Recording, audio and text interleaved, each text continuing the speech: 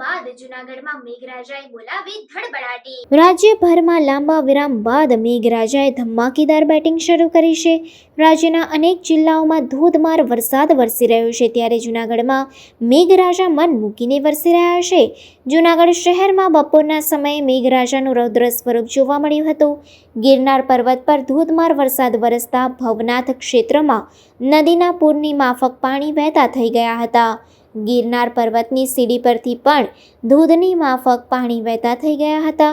ગિરનાર પર્વતના પૂરનું પાણી ભવનાથ અને દામોદર કુંડમાં આવતા પાણીના ભયાનક દ્રશ્યો સર્જાયા હતા। વહેલી સવારથી જ જૂનાગઢ શહેરમાં વરસાદી માહોલ જામ્યો છે। ભારે વરસાદને પગલે અનેક વિસ્તારોમાં પાણી ભરાઈ ગયા છે। ભવનાથમાં રસ્તાઓ પર નદી વહેતી રહી હોય તેવા દ્રશ્યો જોવા મળી રહ્યા છે। વરસાદી પાણી દુકાન અને કોમ્પ્લેક્સના ભાગમાં ફરી વળ્યા છે।